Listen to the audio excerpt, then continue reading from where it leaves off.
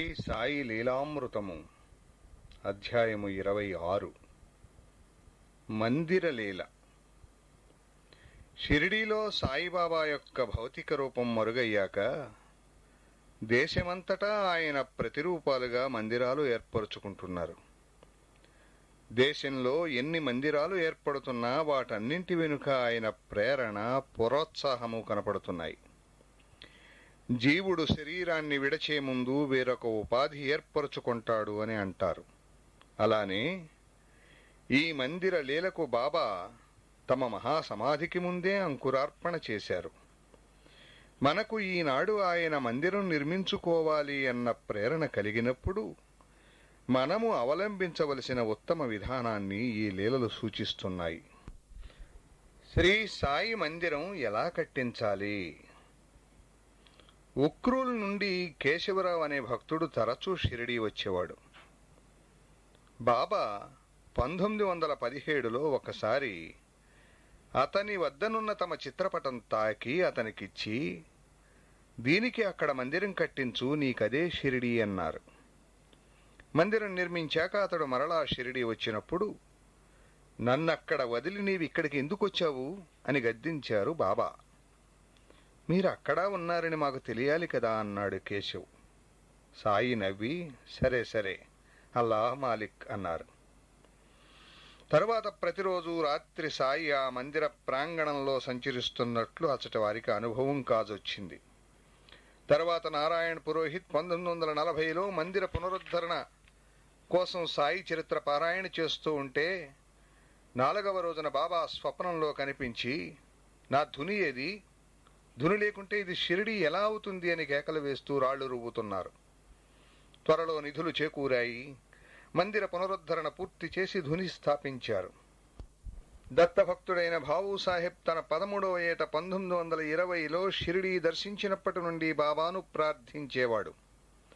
పూణే నగరంలో బాబా మందిరం కట్టదలచి స్థల నిర్ణయం కోసం 1952లో పూణేలోని అరణ్యేశ్వరాలయంలో శ్రీ గురుచరిత్ర పారాయణ నామజపము చేస్తున్నాడు. 10వ రోజున కలలో బాబా కనిపించి, నీవింటికెళ్లే దారిలో నీ కాళ్లు భూమిలో ఎక్కడ దిగబడతాయో అదే యోగ్యమైన స్థలం అని చెప్పారు. అతడు బయలుదేరి వెళుతూ ఉంటే ఒకచోట అతని కాళ్లు భూమిలోకి దిగబడ్డాయి. అక్కడ ఒక చెట్టు క్రింద ధ్యానంలో కూర్చోగానే అతని మనోనేత్రానికి మందిరము యొక్క నమూనా దర్శనమయ్యింది. అక్కడ ఒక కుటీరం వేసి అందులో సాయి పటం ఉంచగానే ఆ ప్రదేశమంతా సువాసనలతో నిండింది. క్రమంగా అచట తేళ్లు, పాములు ఆ ప్రదేశం విడిచిపోయాయి. 4వ రోజున అతనికి కలలో, నీకు ఈ ప్రదేశంలో ఏమి దొరికితే దానిని అక్కడే స్థాపించు అని వినిపించింది.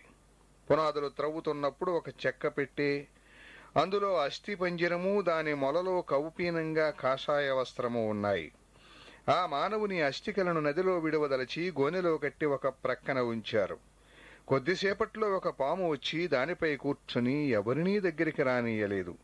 సాయి చెప్పినది దాని గురించేనని తెలుసుకుని దానిని అక్కడే భూస్థాపితం చేస్తామని చెప్పుకోగానే పాము వెళ్లిపోయింది. త్వరలో షిరిడీలోని సమాధి మందిరం లాంటి ఆలయం అక్కడ ఏర్పడింది.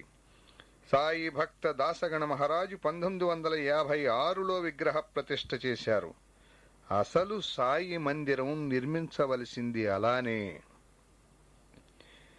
విద్యానగర్లో నేనున్న ఇంట్లో నిరంతర సత్కాలక్షేపం జరగడానికి శ్రీ రంగన్నబాబు గారు, శ్రీ సమర్థ నారాయణ మహారాజు, శ్రీ అవధూత వెంకయ్య స్వామి వంటి మహనీయులు అచటికి రావడానికి గల మహత్తర కారణమేమా అనుకునేవాణ్ణి. ఒకసారి ప్రక్క ఊరి నుండి కరీం బాబా అనే సాధువు వచ్చి కాకతాళీయంగా ఈ విషయం చెప్పారు. సుమారు 1 దశాబ్దం ముందు అవధూత అయిన ఒక ముస్లిం మహాత్ముడు గూడూరు నుండి నడిచి వెడుతూ దారిలో ఇప్పుడు ఆ ఇల్లు ఉన్న చోట విధిగా కొంతసేపు కూర్చునేవారట. ఎక్కడ ఆత్మజ్ఞాని కొద్దిసేపైనా కూర్చుంటాడో ఆ ప్రదేశం పరమ పవిత్రమవుతుంది అని శాస్త్రం. అందుకే కాబోలు శ్రీ రంగన్నబాబు గారితో వారి ఇష్టదైవమైన కోదండరాముడు అక్కడ గొప్ప మందిరము, ఆశ్రమము ఏర్పడతాయని, ఎందరో మహాత్ములు వస్తారని చెప్పారు. శ్రీ నారాయణ్ మహారాజు కూడా అలానే చెప్పి, నీవు అంగీకరిస్తే ఆ మహత్కార్యం తేలికగా జరుగుతుంది అన్నారు. నేను, మాకు మందిరం మా గదిలోనే ఉన్నది, ఇక్కడ మందిరం ఏర్పడాలి అన్న శ్రద్ధ ఇచ్చటి వారికి ఏర్పడితే అది సాయి సందేశమని తలచి అలానే చేస్తాను అన్నాను. ఆ మాట మీద నిలబడు అన్నారు స్వామి. అలానే కొద్ది నెలల తర్వాత అక్కడ ఒక మందిరం నిర్మించమని, దానికి స్థలం ఇస్తామని కొందరు స్థానికులు ముందుకు వచ్చారు. అప్పుడొక సోదరుడు శ్రీశైలం వెళుతూ ఉంటే యోగ్యమైన స్థలం నిర్ణయించమని శ్రీ స్వామి పూర్ణానందులకు జాబు పంపాము. కానీ వెంటనే నిర్ణయించవలసిన అవసరం ఏర్పడి విద్యానగర భక్త బృందం ద్వారా సందేశమిమ్మని శ్రీ సాయిని ప్రార్థించాను. నాడు అందరూ ఏకగ్రీవంగా ఒక స్థలం నిర్ణయించారు. అది వెనుక శ్రీ రంగన్నబాబు గారు చూపినదే. మరురోజే అదే నిర్ణయాన్ని శ్రీ పూర్ణానందులు కూడా మాకందించారు. వెంటనే మరికొంత స్థలం కూడా కొనవలసి వచ్చింది. మా వద్ద పైకం లేదు అనుకుంటూ ఉంటే స్థానిక వర్తకుడు చిరంజీవి చంద్రశేఖర్ వచ్చి, మా వాళ్లందరూ ఎంత వారించినా వినకుండా 1500 రూపాయలు ఒక అతనికిచ్చాను. బాబా దయవలన అతడు తిరిగిస్తే అది బాబాకే ఇవ్వాలనుకున్నాను అన్నాడు. మరుసటి ఉదయమే ఆ వ్యక్తి అతనికి పైకం తిరిగి ఇచ్చి, నిన్నటి నుండి నా మనస్సు ఎందుకో కలచి వేస్తున్నది, నీ పైకం తీసుకో అని చెప్పాడు. అతడు ఎవరికైనా పైకం తిరిగి ఇవ్వడం అదే మొదటిసారట. ఆ పైకంతో స్థలం కొన్నాం. తర్వాత మందిర నిర్మాణానికి బాబా ఆశీస్సుల కోసం చిరంజీవి దామోదర్, చిరంజీవి విజయభాస్కర్లతో కలిసి నేను షిరిడీ వెళ్ళాను. బాబా పాదుకలకు నమస్కరించుకుంటున్న భాస్కర్కి అకస్మాత్తుగా వాటి మీద 2 10 రూపాయల నోట్లు కనిపించాయి. అవి అక్కడి వారి ఎవరివీ కాబట వాటిని ప్రసాదంగా దాచుకున్నాను. తర్వాత గుంటూరులో శ్రీ బాబుగారిని దర్శించి మందిరానికి ఆశీస్సులు కోరితే ఆయన తమ కష్టార్జితంలో 5 రూపాయల 1 పైస నాకిచ్చి, ఇది మందిరానికి రాముల వారిమ్మన్నారు. ప్రతి పైసలోనూ నీళ్ల కావిడి మోసిన నా శ్రమ, నేను చేసిన భగవన్నామము ఉన్నాయి అన్నారు. చిరంజీవి శేషాద్రి మద్రాసులో శ్రీమతి రేవతమ్మ గారిని దర్శించి మందిరానికి ఆశీస్సులు కోరాడు.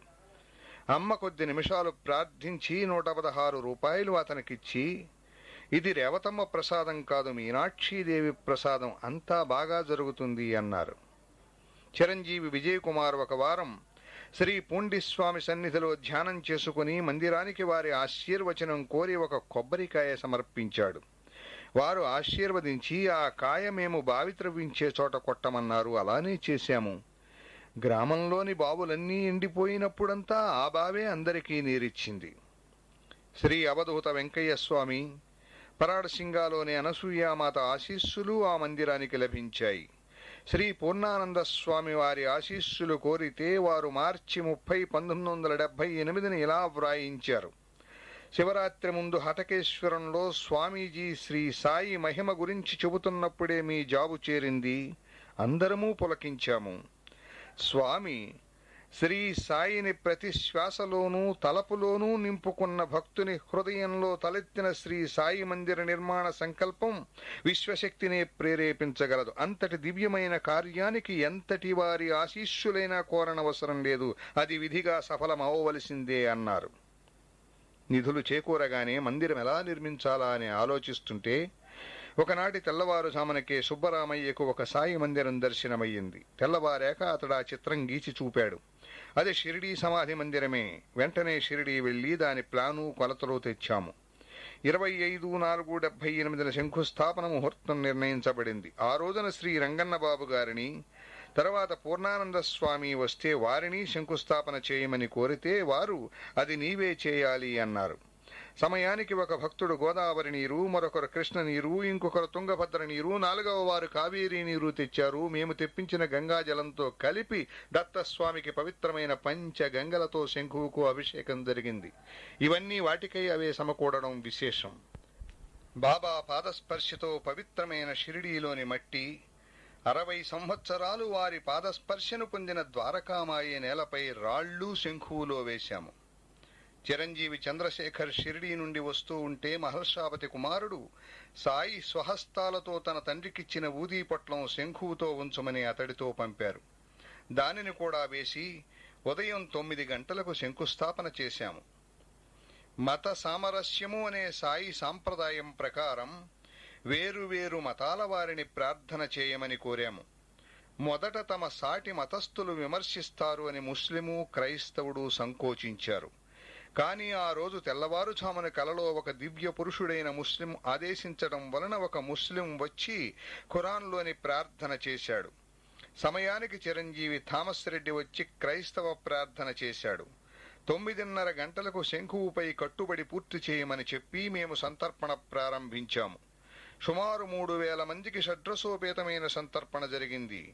లారీల వారికి జరిగిన నిదర్శనాల వలన వారు సహకరించడంతో కొండరాతి కట్టుబడి ఇటుకల ఖరీదుకే పూర్తయింది. మందిర నిర్మాణము ఎంతో నిదర్శనంగా జరిగింది. కట్టుబడి నిలచినప్పుడు మాత్రమే వర్షం కురిసేది. పనివారిలో త్రాగుబోతులు ఆ పని అయ్యేంత వరకు మద్యం తాకనే లేదు.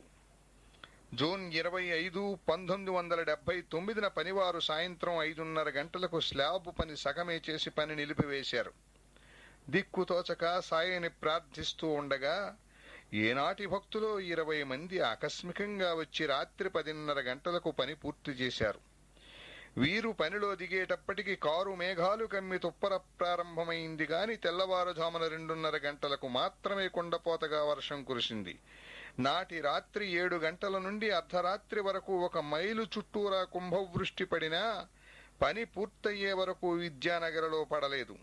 అక్టోబర్ 29, 1980న నా ఇంట ఉంచిన పెద్ద సాయి పటం మందిరంలో స్థాపించాలి అనుకుంటూ ఉంటే సరిగ్గా ఆ సమయానికి భక్తుల ద్వారా శ్రీ తాజుద్దీన్ బాబా, శ్రీ అనసూయామాత, శ్రీ గజానన్ మహారాజ్ షేగావ్, శ్రీ అక్కల్కోట స్వామి, శ్రీ యుక్తు బాబా, శ్రీ పుండలీక మహారాజ్, శ్రీ నృసింహ సరస్వతి గాణగాపూర్, శ్రీ మాణిక్య ప్రభువు, శ్రీ చిమటం అమ్మల తీర్థ ప్రసాదాలు వచ్చాయి.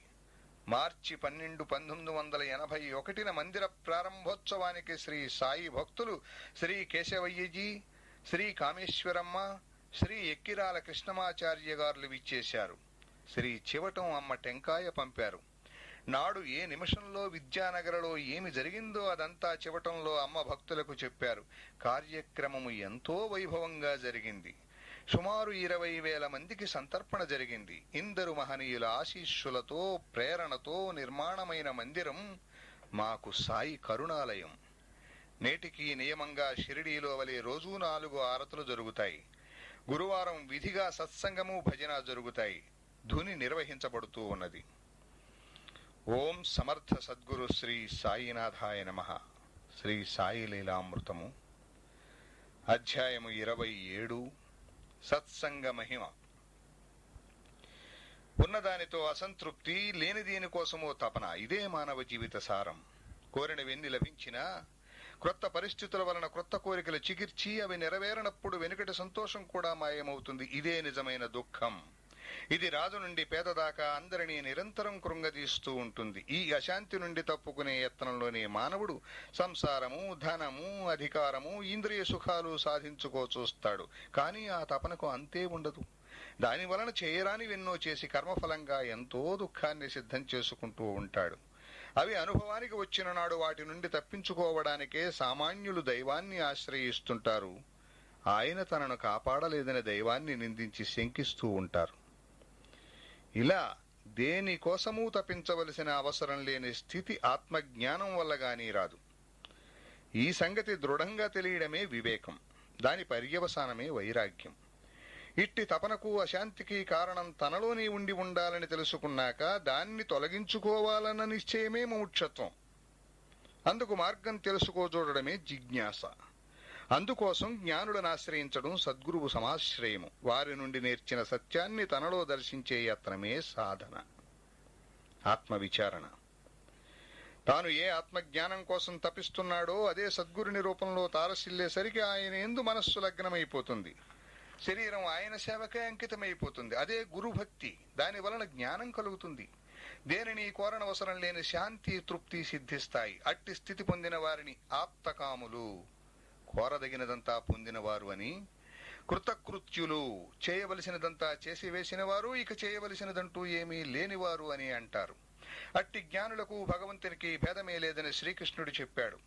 నేను ఈ ముల్లోకాలలోనూ ప్రయత్నం చేత చేయవలసినది, పొందవలసినది ఏదీ లేదు అని కూడా చెప్పాడు. కానీ పైన చెప్పినట్లు ఎక్కువ మంది ఈ లక్ష్యంతో కాక ఆశ వల్లనో లేక భయం వల్లనో భగవంతుణ్ణి, మహాత్ములను ఆశ్రయిస్తారు. శ్రీ సాయి వంటి మహనీయుల కీర్తి చూచాక దానిని కోరి ఆయనను సేవిస్తారు, సాధన చేస్తారు. బ్రహ్మర్షి అనిపించుకోవాలనే విశ్వామిత్రుడు తపస్సు చేసింది అట్టి దుఃఖాన్ని నివృత్తి చేసుకోవడం కోసం కాదు. అందువలన పతనమే కలుగుతుంది. కేవలం తాను బ్రహ్మర్షి అని అంగీకరించనందుకు వశిష్ఠుని 9 కొడుకులను చంపాడు. ఇది కూడా రాక్షసుల తపస్సును పోలినదే. ఎన్ని నెరవేరినా ఏమీ కోరనక్కరలేని స్థితి కలుగదు. కనుక వాటిని పొందటం వలన ప్రయోజనం ఉండదని గుర్తించని వారు ఎవరో కొద్దిమంది మాత్రమే ఇలాంటి పొంగు కృంగులు లేక సృష్టి యొక్క పరమ రహస్యాన్ని మాత్రమే అన్వేషిస్తారు. వారే ముముక్షువులు. మనం ఇలాంటి గోతులలో పడకుండా సాయి చూపిన మార్గంలో పయనించటం ఎలా? ఆత్మజ్ఞానం కలిగే లోపల మనకు కొన్ని అవసరాలు, కష్టాలు తీర్చుకోచూడడం తప్పదు. స్థిరమైన ఆత్మ విచారము లేక శరణాగతో కుదిరితే గాని పొంగు కృంగులు లేకుండా నిష్కామంగా కర్మలు ఆచరించలేడు. ఇక నిత్య జీవితంలో సాధన సాగించేది ఎలా? శ్రీ సాయి వంటి సద్గురువుపై భక్తి శ్రద్ధలు కలగడమే ఎంతో అదృష్టం. కానీ అటుపైన పొడుగునా మనకు ఆయన తోడుగా ఉండి సరి అయిన మార్గంలో నడిపించాలంటే ఏం చేయాలి? నాపై నీ దృష్టి నిలుపు, నీపై నా దృష్టి నిలుపుతాను అన్నారు సాయి. ఆయన గురించి అనన్యంగా చింతన చేసిన వారి యోగక్షేమమే ఆయన వహిస్తారు. ఇదే శ్రీకృష్ణుడు, రమణ మహర్షి చెప్పిన శరణాగతి. ఇది అంత సులభంగా ఒక్కసారిగా కుదరదు. అనుకున్నవి నెరవేరినప్పుడు మన విశ్వాసం పొంగుతూ, లేనప్పుడు కృంగుతూ ఉంటుంది. సద్గురువు సాంగత్యము, సేవ వల్ల మాత్రమే స్థిరమైన శరణాగతి క్రమంగా కుదురుతుంది. ఈలోగా అన్య చింతలు, శంకలు కలిగి మనస్సు ఆయన నిజస్థితి మరచి చంచలమవుతూ ఉంటుంది. అతి పరిచయం వలన శ్రద్ధ మందగిస్తూ ఉంటుంది. ఇలాంటి ఒడిదుడుకులు లేనప్పుడే మనకు ఆయన సన్నిధి లభించినట్లు. అప్పుడే మనకు ఆయన నుండి సంపూర్ణమైన రక్షణ లభిస్తుంది. ఇలాంటి ఒడిదుడుకులకు గల కారణాలలో సాటివారి పట్ల మనకుండే భావము, వారి స్వభావాలలో కూడా ఉంటాయి. అంటే సాటివారిలోని, మనలోని బలహీనతలే ప్రధాన కారణాలు. సాంగత్యానికి మనపై మనమూహించలేనంతటి ప్రభావం ఉంటుంది. సాటివారి దృష్టి కూడా సంస్కరించబడుతూ ఉంటే మన యత్నం సులభమవుతూ ఉంటుంది. అందుకే మనిషికి తన సాధనతో పాటు సత్సాంగత్యం కూడా అవసరమే. ఈ సత్సంగము అన్నది ఈ కాలంలో సహజంగా దొరికేది కాదు. దానిని తోటలాగా పెంచుకోవలసిందే. మళ్లీ మళ్లీ కలుపు తీసుకుంటూ, నీరు పోస్తూ కాపాడుకోవలసిందే.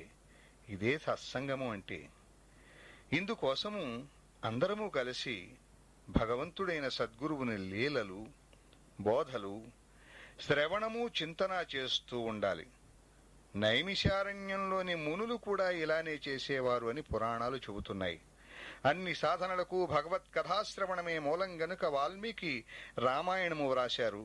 వ్యాసుడు భాగవతము వ్రాసి ఆ సేతు హిమాచల పర్యంతము తమ శిష్య ప్రశిష్యుల ద్వారా గ్రామ గ్రామాలలోనూ ప్రజలకు శ్రవణం చేయిస్తూ ఉండేవారు. అందువల్లనే ఈనాటికి మన దేశంలో అక్షర జ్ఞానం లేని వారికి కూడా దైవము, జీవిత పరమార్థము, దానిని సాధించుకునే మార్గము ఉన్నాయనైనా తెలిసింది. ఇలాంటివి వినడం ద్వారా మన హృదయాలను, సాటివారిని పరిశుద్ధం చేసుకుంటూ ఉంటే నిర్దుష్టమైన భక్తి శ్రద్ధలు తెగుళ్లు లేకుండా పెరుగుతాయి. కనుక వారానికి ఒక్కసారైనా సత్కథ విని ప్రసాదం తీసుకుపొమ్మని ఇరుగు పొరుగు వారిని ప్రేమతో ఆహ్వానించాలి.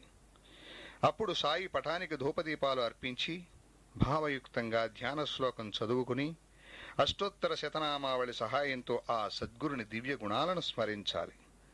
తర్వాత కనీసం 30 లేక 45 నిమిషాలైనా అందరికీ సాయి లీలలు వినిపించాలి. మనం చెప్పేది మనం కూడా వింటూ మన భావాన్ని కూడా సరిదిద్దుకుంటూ ఉండాలి. అట్టి లీలలు చేసిన సాయిని పటంలో చూస్తూ కనీసం 30 నిమిషాలు భజన చేసి అప్పుడు అనుభవమయ్యే శాంతిని అనుభవిస్తూ మౌనంగా 10 నిమిషాలైనా కూర్చోవాలి. మనస్సు చంచలమైతే ముందు విన్న లీలలను స్మరిస్తూ వాటిని చేసిన సాయి రూపాన్ని చూస్తూ ఆయన సన్నిధిని భావించాలి. అప్పుడు నైవేద్యము, ఆరతి ఇచ్చి అందరికీ ప్రసాదం పెట్టి పంపాలి. ఎంత పేదవాడైనా తమ ఇంట ఇటువంటి సత్సంగం పెట్టుకోవడానికి జంకనవసరం లేనంత నిరాడంబరంగా జరుపుకోవాలి. భజన పాటలు ఎన్నడూ అలవాటు లేని వారు కూడా పాడుకోగలవిగా ఉండాలి. అందరితోనూ కలిసి పాడాలి కాని ప్రత్యేకంగా పాడకూడదు. పాడితే అందరి ఏకాగ్రతకు భంగం కలిగే పాపం వస్తుంది. ఎవరెక్కువ బాగా పాడుతారు అన్న పోటీభావం బాబాపై శ్రద్ధాభక్తులను, సత్సంగ సభ్యుల మధ్య ఆత్మీయతను పాడు చేయకుండా చూసుకోవాలి. ఎప్పుడూ నిర్ణీతమైన కొన్ని పాటలనే భజనలో పాడుతూ ఉంటే అందులోని భావంపై మనస్సు నిలుస్తుంది. ఎక్కువ పాటలు పాడితే పాటలోని భావాన్ని భావన చేయడానికి అవకాశం ఉండక మనస్సు ఏకాగ్రం అవ్వదు. బాబాకు భావనే ప్రధానం. ఒక ముసలివాడు వణుకుతున్న గొంతుతో భజన చేసినా అతని భావం చూచి బాబాకు ఆనందభాష్పాలు కారాయి. మరొకప్పుడు ఒక భక్తుడు ఎంతో శ్రావ్యంగా భజన చేసిన సాయి మెచ్చక, మీకు గానం ఇష్టం, నాకు జ్ఞానం ఇష్టం అన్నారు. ఇలా వారంలో ఒక రోజున సత్సంగం చేసుకుంటే అందరికీ మంచి అనుభవాలు కలిగి ఇంకా ఉత్సాహంగా పాల్గొంటారు. ఎవరైనా కోరితే వారి ఇంట సత్సంగం జరిపేందుకు వారంలో ఇంకొక రోజు కేటాయించుకోవాలి. మన ఇష్టాలతో సంబంధం లేకుండా సత్సంగంలో విధిగా పాల్గొనడం సాధనకి ఎంతో ముఖ్యం. వారమంతటిలో 2 గంటలైనా భగవంతునికి ప్రీతికరమైన లోక కళ్యాణానికి, మన హృదయాన్ని సంస్కరించుకోవడానికి సంసిద్ధులం కాకుంటే ఆధ్యాత్మ విద్యను ఆశ్రయించడం అన్నది బూటకమవుతుంది. ఇటువంటి సామూహిక సాధన ఎంతో శ్రేయస్కరము కనుకనే నామదేవుడు, తుకారాము వంటి మహనీయులు అనుసరించారు. క్రైస్తవ మతంలోనూ ఇస్లాంలోనూ కూడా దీనికెంతో ప్రాధాన్యత ఉన్నది. దేవాలయాలు ఇట్టి సామూహిక సాధన కోసమే ఏర్పడ్డాయి. పాలలోని వెన్నలాగా సాయి సర్వగతుడు. భక్తులు తమ చైతన్యాన్ని పారాయణ, నామజపము, ధ్యానము వంటి వ్యక్తిగతమైన సాధనలకు తోడు సత్సంగం వంటి సమిష్టి సాధనలతో కూడా మధించి పరమ శ్రేయస్సును పొందాలి. ఇలా సత్సంగాలలో పాల్గొన్న కొందరి అనుభవాలను స్మరిద్దాము. చిరంజీవి బి రామకృష్ణారెడ్డి ఇలా వ్రాశాడు. చిన్నప్పటి నుండి నేను శ్రీరాముణ్ణి పూజించేవాడిని.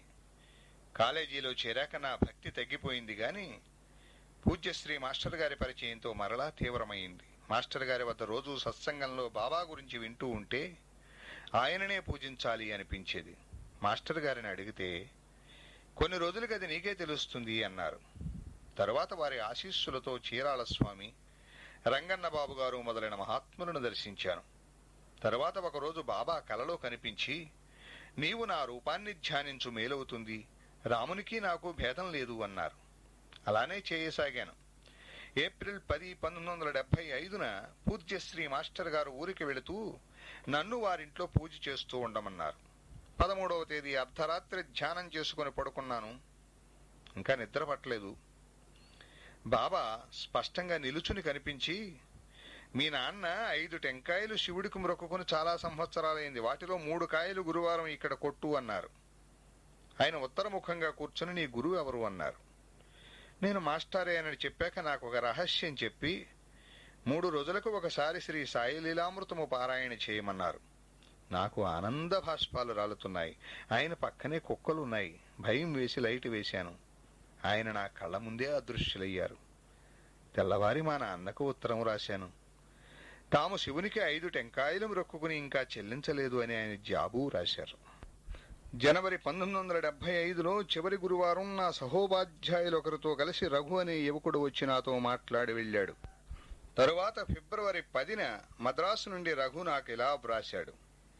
తిరుగు ప్రయాణంలో నేను గూడూరు బస్టాండులో హోటల్కు వెళుతూ ఉండగా కాషాయ వస్త్రాలు, విభూతి, కుంకుమ ధరించిన సుమారు 50 సంవత్సరాల వయసు ఉన్న ఒక ఆమె నన్ను పేరు పెట్టి పిలిచి టీ, రొట్టెల కోసం 30 పైసలు అడిగి తీసుకుని, విద్యానగర్ నుంచి వస్తున్నావా అన్నారు. నేను మిమ్మల్ని కలిశానని చెప్పాను. ఆమె, మీ కలయిక కాకతాళీయం కాదు, ముందే నిర్ణయమైంది, గమ్యానికి సాగిపో, మధ్యలో ఆగవద్దు అని తక్షణమే వెళ్ళిపోయారు. నాటి రాత్రి నాకు స్వప్నం వచ్చింది. నేను గాలిలో తేలుతూ ఒక మహనీయుని వద్దకు వెళ్ళాను. నేను నమస్కరించగానే ఆయన ప్రేమగా, ప్రవర చెప్పి నమస్కరించు అన్నారు. నేను అలా చేయగానే మెలకువ వచ్చింది. అప్పుడే తెల్లవారింది. ఆయన సాయిబాబాలా ఉన్నారు. నా జీవితమంతా ఆయన సేవ చేయాలనిపించి ఉద్యోగానికి రాజీనామా ఇచ్చాను. మొదట షిరిడీలో సాయిబాబాను, అక్కల్కోట స్వామిని సేవిస్తాను. కొంతకాలం తర్వాత మీ దర్శనానికి రాగలననుకుంటాను. మీ రఘు. ఒక బద్ధ జీవి తీవ్ర ముముక్షువయ్యాడు. ఏప్రిల్ 1973లో ఒకనాడు ఉదయం 7:30 నేను నా ప్రక్క ఇంట్లో ఉన్న ఉపాధ్యాయుడు చిరంజీవి రాధాకృష్ణ కలిసి కాలేజీకి వెళ్ళాం. సుమారు 8 గంటలకు తెల్లని గుడ్డలు ధరించిన ఒక వృద్ధుడు నా గది వద్దకు వచ్చి శ్రీమతి రాధాకృష్ణతో నా కోసము అడిగి, నేను అర్జెంటుగా వెళ్ళిపోవాలి, నేను వచ్చి వెళ్ళానని నా ఆశీస్సులని వాడికి చెప్పు, నాకు పేరు ఊరు లేవు, వాడు నా కొడుకు వంటివాడు, నేను వాడికి తెలుసు, నా ఆశీస్సులను చెబితే వాడికి తెలుస్తుంది అన్నారట. ఆయన మహాత్ముడని తోచి ఆమె కొడుకు 2 సంవత్సరాల వాడు ఆయనకు నమస్కరించారు. తర్వాత అస్వస్థతగా ఉన్న తన మరదలు చేత నమస్కారం చేయించాలని చూచేసరికి ఆయన కనిపించలేదు. కొద్ది సంవత్సరాల తర్వాత ఆమె మరదలు మరణించింది. అందుకే బాబా దర్శనం ఆమెకు కాలేదేమో. ప్రక్క గ్రామానికి చెందిన చిరంజీవి కోటేశ్వరికి టాన్సిల్స్ బాగా పెరగడం చేత అమ్మాయి ఎదగలేదు. సాయి చరిత్ర పారాయణ ప్రారంభించిన కొద్ది రోజులకు ఒక గురువారం రాత్రి ఆమెకు స్వప్నం వచ్చింది. ఒక ఆస్పత్రిలో సాయిబాబా డాక్టరు, పోలేరమ్మ నర్సు, క్షేత్రపోల స్వామి కాంపౌండర్ గాను కనిపించి ఆమెను కుర్చీలో కూర్చోబెట్టారు. పోలేరమ్మ, భయం లేదు, నోరు తెరు అన్నది. ఆమె తెరిస్తే బాబా ఆపరేషన్ చేశారు. తర్వాత మెలకువ వచ్చింది. నాటితో వ్యాధి తగ్గిపోయింది. ఎంకే ఆనంద వెంకటేశ్వరులు ఇలా వ్రాశాడు: నా తమ్ముడు శేషుఫణికి 3వ నెలలో పోలియో వచ్చి 10 ఏండ్ల వాడైనా నిలబడలేకపోయేవాడు. నేను విద్యానగర్ వెళ్ళినప్పుడు మాస్టర్ గారు శ్రీ సాయి లీలామృతములో సకల సాధుస్వరూపి అన్న అధ్యాయం చదువుతూ ఉండగా అకస్మాత్తుగా శ్రీ సమర్థనారాయణ మహారాజు వచ్చారు. వారు మాస్టర్ గారు ఇచ్చిన విభూతి ఇంటికి పంపాను. అది చేరిన 4-5 రోజులకల్లా తమ్ముడు కర్ర పట్టుకుని అడుగులు వేయసాగాడు. అప్పుడే తిరుపతిలో ఉన్న నాకు ఒకనాటి తెల్లవారుజామున కలలో సాయిబాబా కనిపించి నన్ను చూపి, ఈ కుంటివాణ్ణి రక్షించినది నేనే అని ప్రక్కవారితో అన్నారు. మా తమ్ముడు సంగతే అలా చెప్పారు అనుకున్నాను. అదే నిజమైంది. ఆ విభూతి పూయడం మొదలుపెట్టిన కొద్ది రోజులకే వాడు ఏ సహాయమూ లేకుండానే నడవసాగాడు. దేశిరెడ్డి కృష్ణారెడ్డి మెట్టుకి ఒకసారి జబ్బు చేసి ఏం చేసినా తగ్గలేదు. ఆయన భార్య ఆయనకు బాబా గురించి చెప్పి తగ్గితే షిరిడీ వస్తానని మొక్కుకోమన్నది. ఆయన మొక్కుకోగానే జబ్బు తగ్గింది. తర్వాత ఒకనాటి రాత్రి కలలో ఆయనకు బాబా కనిపించి ఆ ఊరు వ్యక్తిని ఒకరిని చూపి, అతడు మీ ఇంటికి దొంగతనానికి రాబోతున్నాడు అన్నారు. వెంటనే తగు జాగ్రత్తలు తీసుకున్నాడు ఆయన. ఉదయమే ఆ వ్యక్తి ఎదురైనప్పుడు కృష్ణారెడ్డి, ఏమయ్యా అర్ధరాత్రి మా వీధికి వచ్చాయేంటి అని అడిగితే, అతడు కంగారు పడి తప్పిపోయిన దూడ కోసం వచ్చాను అన్నాడు. ఒంగోలులో చాలా సంవత్సరాలు సత్సంగాలలో పాల్గొన్న వారికి మంచి అనుభవాలు కలిగాయి. శ్రీమతి సీతారామమూర్తి గారు కృష్ణ భక్తురాలు. ఆమె శ్రీ సాయి లీలామృతము చదివి సాయి శ్రీకృష్ణుడిగా దర్శనమివ్వలేదు అనుకున్నారు. నాటి సాయంత్రం వారి పూజలోని బాబా పటం నీలిరంగుగా మారిపోయింది. పూజలో లోపం వలన అలా జరిగిందేమోనని ఆమె భయపడుతూ ఉంటే, నాటి రాత్రి సాయి కలలో కనిపించి, నేను వస్తే భయపడతావేమిటి, నా తలపై 3 పువ్వులుంచి పూజ చెయ్యి, రేపు వెళతాను అన్నారు. ఆమె అలానే చేశారు.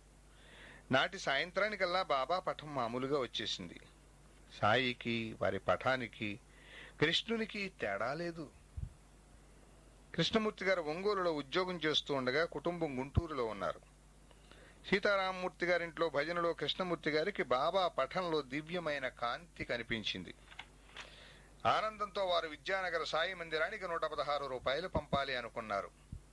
తర్వాత జీపులో గుంటూరు వెళుతుంటే దారిలో 3 సాధువులు సాయినాథ్ మహారాజ్ కి జై అంటూ జీపును ఆపారు. వారిలో ఒక సాధువు, నాకిస్తానన్న 116 రూపాయలు ఇవ్వు అన్నారు. నేను ఇస్తానన్నది విద్యానగర మందిరానికి కదా అన్నారు కృష్ణమూర్తి గారు. అది నాకే చెందుతుంది, అక్కడికే పంపు. మేము పండరి నుండి నడిచి వస్తున్నాము, దక్షిణ ఇవ్వు అన్నారు. 20 రూపాయలు ఇస్తే తీసుకుని ప్యాంటు జేబులను 20 రూపాయలు కూడా ఇవ్వు అన్నారు. మనస్సులో ఖర్చులకు ఎలాగా అనుకుంటూనే 20 రూపాయలు ఇచ్చారు మూర్తి గారు. ఖర్చుకు లేదని బాధపడతావు ఎందుకు, నీకు మేలు జరుగుతుంది పో అంటూ ఆ 20 రూపాయలు తిరిగి ఇచ్చేశారు. వీరు గుంటూరు చేరగానే ఆ రోజే ఉద్యోగంలో ఆయనకు మంచి మార్పు జరిగినట్లు కాగితాలు చేతికిచ్చారు. విద్యానగర్ సత్సంగ సభ్యులు విజయ్ కుమార్, శరత్ బాబు, కృష్ణమూర్తి 1976లో అనసూయామాత అనే సిద్ధురాలి దర్శనానికి పరాట్ సింగా చేరి ఆ సంస్థానాధ్యక్షుడు శ్రీ ధోలే ఇంటికి వెళ్లారు. అక్కడ బాబా పటం ఉన్నది. అక్కడ ధోలే వీళ్లతో, మీ గురువు మీ వెంటే ఉన్నారు, కొద్ది నిమిషాల ముందే వచ్చి వెళ్లారు అన్నారు. తరువాత ఆ వివరం అతడిలా వ్రాశాడు. ఈ ముగ్గురు అక్కడ బస్సు దిగిన క్షణంలోనే ధోలే గారింటి వరండాలో ఒక దివ్యమైన కాంతిగోళం అందరికీ కొద్ది నిమిషాలు కనిపించింది. వాళ్ళు ఆ రోజు ఏదో విశేషం జరగనున్నది అనుకుంటూ ఉండగా ఈ ముగ్గురు వచ్చి ఆ కాంతిగోళం దర్శనమిచ్చిన చోటే నిలిచారు. తర్వాత ఈ ముగ్గురు ధోలేతో కలిసి అమ్మను దర్శించారు. ఆమె, రామ్ రామ్ అని, మీరు ఏ దేశం నుంచి వస్తున్నారు? దక్షిణ దేశం నుండి వస్తున్నారు. భగవంతుడే మీకే అవకాశం ప్రసాదించాడు.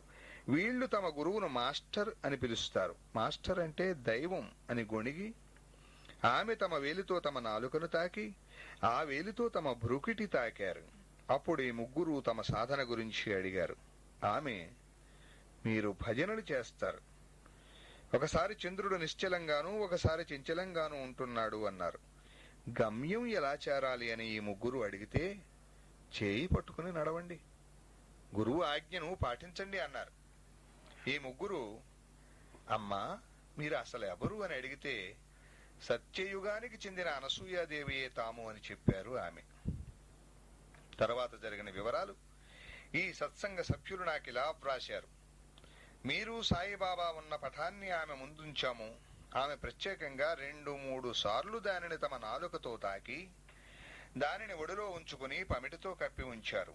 ఆ పటాన్ని చూస్తూ, ఋషి ఋషి, 2 ఋషులు, ఒకరు గుర్రం మీద అన్నారు. సత్సంగము భజన శ్రద్ధగా చేస్తూ ఉంటే మనం కోరకున్నా మన ఆత్మీయులను కూడా శ్రీ సాయి అనుగ్రహిస్తారు. 1975వ సంవత్సరంలో మా తండ్రి గారైన కీర్తిశేషులు ఎక్కిరాల అనంతాచార్య తమ అనుభవము ఇలా చెప్పారు. ఒకనాటి మధ్యాహ్నం విజయవాడలో మంచం మీద కూర్చుని ఉన్నాను. కఫ్ని తలగుడ్డ ధరించిన సాయిబాబా తలుపు నెట్టుకుని నా గదిలో ప్రవేశించారు. నేను అది నిజమా కల అని చూస్తూ ఉంటే ఆయన నా ప్రక్కన మంచం మీద కూర్చున్నారు. నేను మిమ్మల్ని పూజించను గదా, నా వద్దకొచ్చారేమి అన్నాను. నాకు అటువంటి ప్రాముఖ్యతలేమీ లేవు, నాకు రావాలనిపించే వచ్చాను, రావద్దంటావా అన్నారు. తర్వాత ఆయన లేచి నన్ను కౌగలించుకుని, నేను నీలోకి వస్తున్నాను, అక్కడే ఉంటాను అంటూ నాలోకి వెళ్ళిపోయారు. అలా 7 రోజులు వరుసగా జరిగింది. అది తలచుకున్నప్పుడల్లా నా కనుల వెంట ఆనంద బాష్పాలు వస్తాయి. అలానే కలిచేడులో ప్రతివారం శ్రద్ధగా సత్సంగం చేస్తూ ఉండేవారు. వాటిలో పాల్గొంటున్న పి సుబ్బరామయ్య అనే టీచరు శ్రీ అవధూత వెంకయ్య స్వామి అనే సిద్ధపురుషుని తన ఇంట సత్సంగానికి రమ్మని కోరాడు. ఇప్పుడు కాదులే, తర్వాత చూద్దాం అన్నారు స్వామి. సుబ్బరామయ్య 1977లో గురు పూర్ణిమ నాటికి శ్రీ సాయి లీలామృతము 13 పారాయణలు చేశాడు. ఆ ముందు రోజు స్వామి అకస్మాత్తుగా వారింటికి వచ్చి ధుని వెలిగించి కుటుంబాన్ని సత్సంగాన్ని ఆశీర్వదించారు. ఎప్పుడు ఎవరింటికి వెళ్ళని, ఎవరింట్లోనూ ఆతిథ్యం స్వీకరించని స్వామి ఇతడింట భిక్ష చేయడం సకల సాధుస్వరూపి అయిన సాయి కృపకు నిదర్శనం. అలానే కాంతమ్మ గారికి 1981లో గుండె నొప్పి వచ్చింది. గొంతు పూడిపోయి మాట రావడం లేదు. ఒకరోజు స్వప్నంలో బాబా ఆమె మంచం ప్రక్కన నిలబడి ఆమె మొర విని, నా పాదాలు తాకి నమస్కరించుకో, తగ్గుతుంది అన్నారు. ఆమె స్వప్నంలో అలాగే చేసింది. తర్వాత ఆమె గొంతు సంగతి చెప్పగా 2 వక్కలు 3 ఆకులు ఇచ్చి, ఇవి నమిలి మిరింగు గొంతు వస్తుంది అన్నారు బాబా. ఆమె అలానే చేసింది. తెల్లవారి ఆమెకు మెలకువ రాగానే ఆమెకు గుండె నొప్పి, గొంతు నొప్పి 2 తగ్గిపోయాయి. అలానే సీతారాం మైన్స్ లో పనిచేస్తున్న కె కోటయ్య నాయుడు గారికి 75వ ఏట ప్రమాదంగా జబ్బు చేసింది. ఏ వైద్యమూ ఉపకరించలేదు. బాబాకు ₹1 ముడుపు కట్టి మొక్కుకొన్నారు. ఆ రాత్రి కాబూలీ వాలా వేషంలో శ్రీ సాయి దర్శనమిచ్చి, రేపటి నుండి నీకు క్రొత్త జీవితం ఆరంభమవుతుంది అని ఇంగ్లీషులో చెప్పారు. ఆయన మరుజన్మ గురించి చెప్పారనుకుని ఆ వృద్ధుడు భయపడ్డాడు గాని మర్నాటి నుండి ఆయన ఆరోగ్యం బాగుపడింది. ఉలవపాడులో కొంతకాలం సత్సంగం జరిగింది. అప్పుడు కూడా ఎందరికో దివ్యమైన అనుభవాలు కలిగాయి. వారిలో చింతా లక్ష్మీనారాయణ శ్రద్ధగా పాల్గొంటూ ఉండేవాడు. ఒకరోజు వారి కుమారుడు బాబ్జీ 5 సంవత్సరాల వాడు వారింటిపై 3వ అంతస్తు నుంచి క్రింది అంతస్తులోని సన్షేడ్ మీద పడ్డాడు. అయినా అతడికి ఏమీ దెబ్బలు తగలలేదు. అది చూచి ఆశ్చర్యపోయిన తల్లిదండ్రులతో, నేను పడుతూ ఉంటే బాబా నన్ను పట్టుకున్నారు అని చెప్పాడు బాబ్జీ. వల్లభాపురం ఈమన తాలూకా గుంటూరు జిల్లాలో చిరంజీవి వి.సి. వెంకటేశ్వరులు సత్సంగాలు చేస్తున్నారు. అతడి సభ్యుల అనుభవాలు ఇలా ఉన్నాయి. శ్రీమతి జంగా కాంతమ్మకు బాబా గురించి ఏమీ తెలియదు.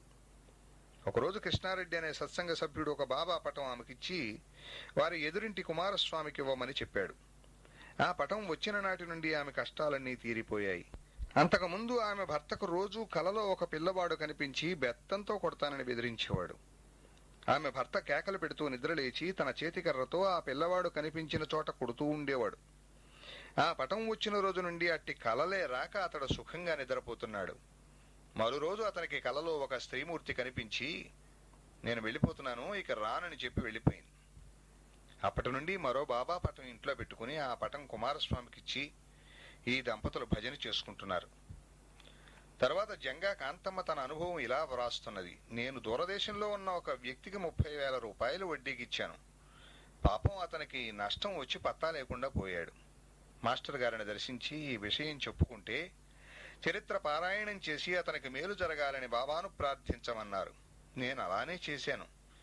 అతడు సెప్టెంబర్ 3న 1986న అంత దూరం నుండి వచ్చి ఏదో తెలియని ఆవేదనగా ఉన్నదని, నాకు బాకీ కొంతైనా జమ చేయాలని కష్టపడి 500 రూపాయలు సేకరించగలిగానని చెప్పి ఆ పైకమిచ్చాడు. త్వరలో నా బాకీ పువ్వుల్లో పెట్టి తీర్చేస్తానని మాట ఇచ్చి వెళ్ళాడు. ఒకరోజు నా భర్తకు కల్లో బాబా కనిపించి అతని మోకాలు మీద కొట్టారు. ఎంతో కాలంగా అతనిని బాధిస్తున్న మోకాటి నొప్పి అంతటితో మాయమైంది. సత్సంగంలో మాకెంతో ఆనందం కలుగుతున్నది. కుమారస్వామి ఇలా వ్రాశాడు. నా రెండవ కూతురు వివాహము చేశాము గాని ఆమె అత్తింటి పరిస్థితులు తెలుసుకుని ఆమెను కాపరానికి పంపలేదు. మాస్టర్ గారిని అడిగితే శ్రీ సాయి లీలామృతము పారాయణ చేసి సమస్య బాబాకు చెప్పుకుని అమ్మాయిని అత్తగారింటికి పంపమన్నారు. నేను పారాయణ పూజ ప్రారంభించిన వారంలో మా అల్లుడు అతని తల్లి వచ్చి అమ్మాయిని తీసుకుని వెళ్లారు. ఇప్పుడు అమ్మాయిని వారు ప్రేమగా చూచుకుంటున్నారు. ఇంతకు ముందు భవిష్యత్తు అంధకారంగా కనిపించి రాత్రిళ్ళు నిద్ర పట్టక ఆత్మహత్య చేసుకోవాలి అనుకునేవాణ్ణి. ఇప్పుడు సత్సంగాలకు హాజరవుతూ మనశ్శాంతి పొందుతున్నాను. ఓం సమర్థ సద్గురు శ్రీ సాయినాథాయ నమః. శ్రీ సాయి లీలామృతము, అధ్యాయము 28. సజ్జన సన్నుత మునిజన వందిత సాయిరాం. ఆత్మజ్ఞానానికి పూర్ణుడైన సద్గురువు యొక్క అనుగ్రహము అవసరం. శ్రీ సాయి చెప్పిన తమ గురుసేవా వృత్తాంతము దీనికి తార్కాణము. కేవలం తమ ఇష్టదేవతని ఉపాసించిన రామకృష్ణ పరమహంసను తోతాపురి అనే జ్ఞానిని ఆశ్రయించమని జగన్మాతయే ఆదేశించింది. శ్రీమన్నారాయణుడు తనను ధ్యానించే రేగేతో సాయిబాబాను ఆశ్రయించమని చెప్పాడు. సప్తశృంగీదేవి తనను ఆశ్రయించిన పూజారితో కూడా అలానే చెప్పింది. అందుకే శ్రీకృష్ణుడు కూడా ముముక్షువులు తత్వదర్శి అయిన మహనీయుని శరణు పొంది సేవించాలి అని భగవద్గీత 4వ అధ్యాయం 34వ శ్లోకంలో చెప్పాడు. ఈ పరమ రహస్యాన్నే రమణ మహర్షి వంటి మహనీయులు కూడా చెప్పారు. శ్రీ సాయిబాబా ప్రపంచంలోని వివిధ మతాలకు చెందిన మహాత్ముల కూటమికి సామ్రాట్ అని శ్రీ మెహర్ బాబా కీర్తించారు. అంతేకాదు పూర్ణ దత్తాత్రేయ స్వరూపి అయిన శ్రీ అక్కల్కోట మహారాజ్, శ్రీ ధునీవాలా దాదా గార్ల నుండి సామాన్య సాధువుల వరకు అందరూ తమ రూపాలేనని భక్తులకు అనుభవం ఇచ్చారు. ఈ కారణంగా వారు సశరీరులై ఉండగానే సాయిని ఎందరో మహనీయులు ఎంతగానో కీర్తించారు, గౌరవించారు అని గుర్తించటం ఎంతో అవసరం. ఒకరోజు సాయి అక్కడున్న భక్తులతో అకస్మాత్తుగా ఆ దిగంబరు వస్తున్నాడు అన్నారు. అది ఎవరి గురించో భక్తులకు అర్థం కాలేదు. కొద్దిసేపటికి బూటితో కలిసి షేగాం నివాసి అయిన శ్రీ గజానన్ మహారాజు వచ్చారు. ఆయన మసీదు ప్రవేశించక ముంగిటనే కొద్దిసేపు కూర్చున్నారు. ఒకరు చూచినప్పుడు ఒకరు చూడకుండా శ్రీ సాయి వారు ఒకరినొకరు మౌనంగా కొంతసేపు చూచుకున్నారు. తర్వాత శ్రీ గజానన్ షిరిడీ వీధులలో కొంతసేపు తిరిగి తర్వాత వెళ్లిపోయారు.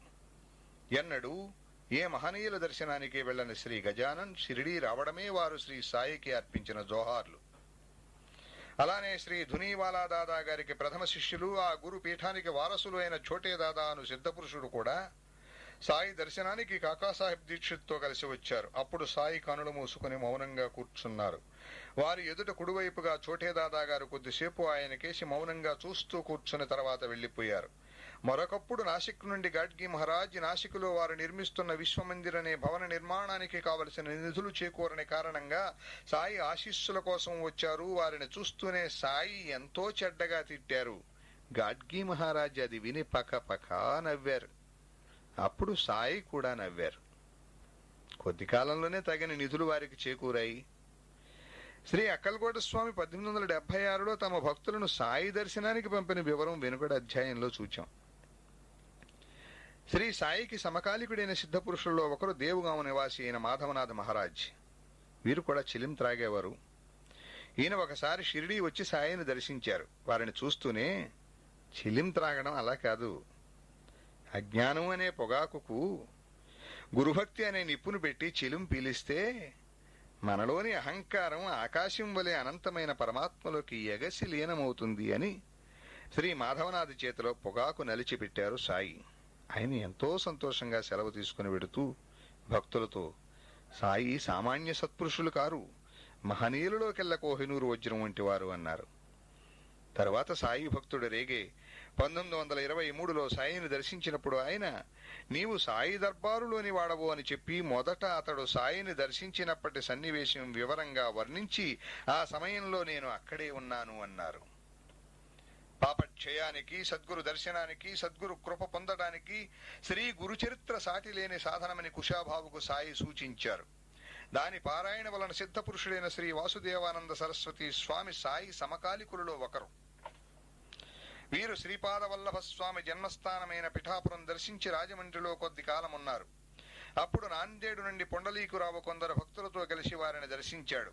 మాటలలో సాయి ప్రసక్తి రాగానే ఆ స్వామి తల వంచి నమస్కరించి పొండలీకరావుకు ఒక కొబ్బరికాయనిచ్చి, దీనిని నా నమస్కారాలతో పాటు మా అన్నగారైన శ్రీ సాయిబాబాకు సమర్పించు, నన్ను మరొక ప్రేమతో కనిపెట్టి ఉండమని నా తరపున ప్రార్థించు అన్నారు.